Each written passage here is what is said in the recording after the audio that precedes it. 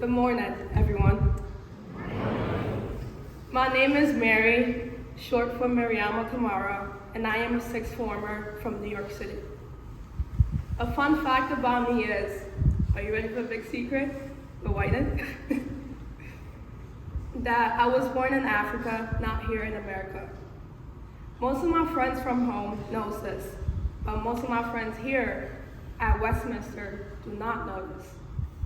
I know you're wondering why I never chose this fun fact instead of the one about my small, tiny, cute little feet.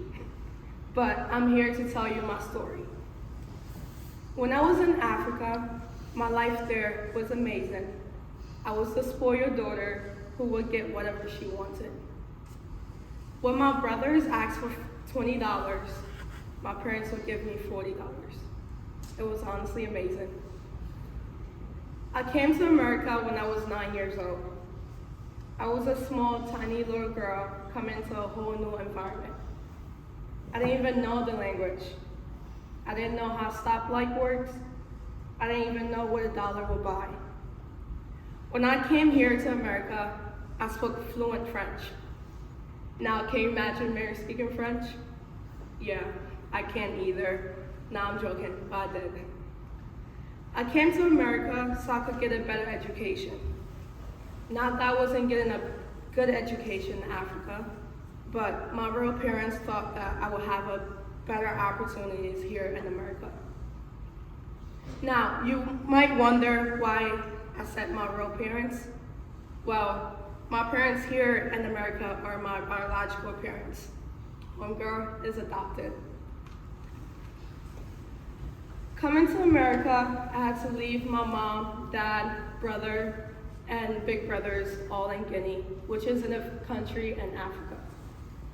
I recently asked my mom what made my parents decide to bring me here to America, just to help me write this chapter talk for my own curiosity.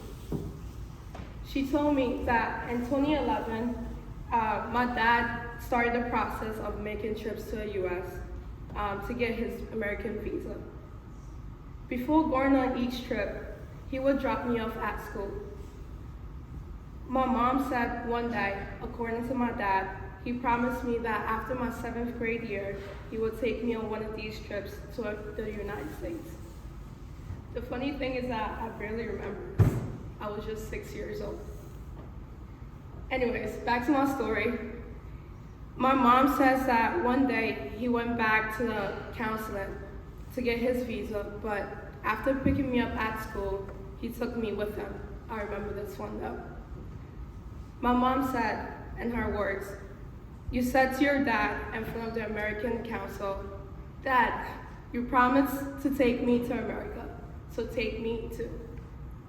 Immediately, the American Council asked for my papers and my mom's permission, and then gave the visa to my parents. My mom also told me that she actually did not want me to leave. It was not her decision, it was my dad's decision.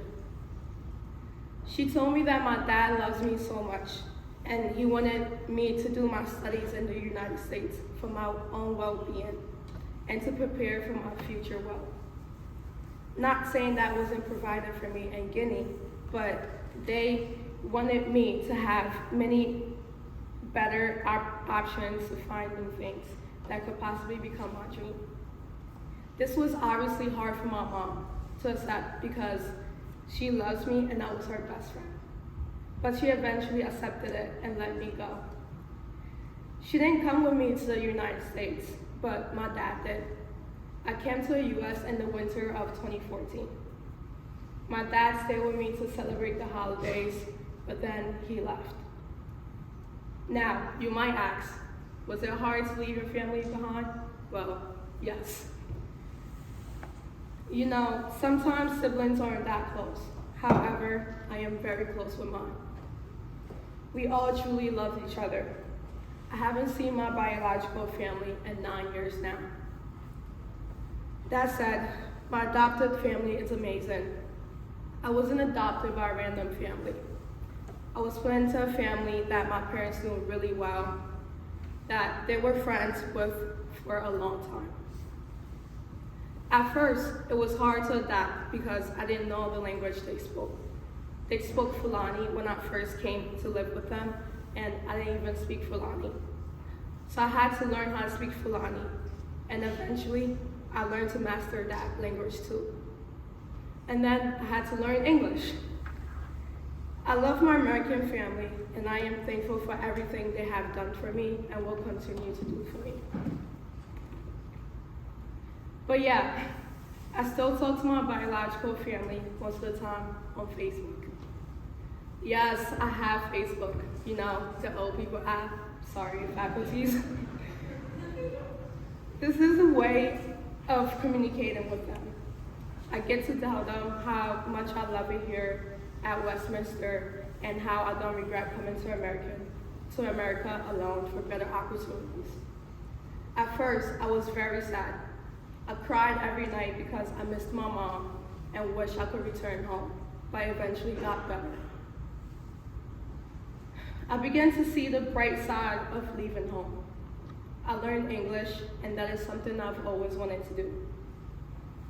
I've met amazing people, such as faculties, friends, and coaches who I will have a bond with for a lifetime.